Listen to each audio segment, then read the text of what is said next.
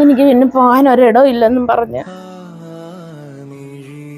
മക്കൾ ഉപേക്ഷിക്കുന്ന അമ്മമാരുടെ കഥ കേൾക്കുമ്പോൾ നമ്മളിൽ പലരും പറയും ആൺമക്കളായതുകൊണ്ടാണ്. എന്നാൽ ഓമനയമ്മയുടെ കഥ ആ ധാരണകളെ തിരുത്തി കുറിക്കുന്നതാണ്. ജന്മന ഒരു കാലിന് സ്വാധീനക്കുറവുണ്ടായിരുന്നിട്ടും ഒരു സ്കൂളിൽ പിയൂണായി ജോലി ചെയ്ത് തന്റെ 2 പെൺമക്കളെയും അവർ വളർത്തി. മക്കളുടെയും കൊച്ചുമക്കളുടെയും വിവാഹം വരെ ആ കൈകളാൽ ഭംഗിയായി നടത്തിക്കൊടുത്തു.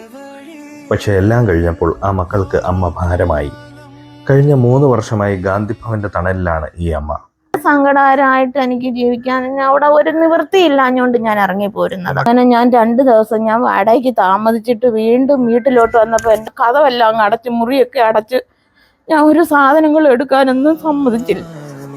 അങ്ങനെ ഞാൻ പിന്നോട്ട് പോയതും ഇല്ല.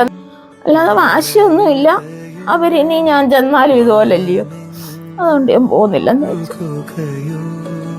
ഇനി ആ മക്കൾ വന്ന് വിളിച്ചാൽ പോലും ഞാൻ പോകില്ല എന്ന് ഉറച്ചു പറയുമ്പോഴും ഉള്ളിലെ അമ്മ മനസ്സ് വിങ്ങുന്നുണ്ടായിരുന്നു. കൊച്ചുമക്കളെ കാണാൻ ആഗ്രഹമുണ്ടോ എന്ന ചോദ്യത്തിന് ഉള്ളിലെ സങ്കടം കടിച്ചമർത്തി ഒരു ചിരിയോടെ ആ അമ്മ പറഞ്ഞു, ഉണ്ട്. ഉപേക്ഷിച്ച മക്കളോട് പരിഭവമുണ്ടെങ്കിലും തന്റെ ചോരയിൽ പിറന്ന കുഞ്ഞുങ്ങളെ ഓർക്കുമ്പോൾ ഇന്നും ആ കണ്ണുകൾ നിറയുകയാണ്.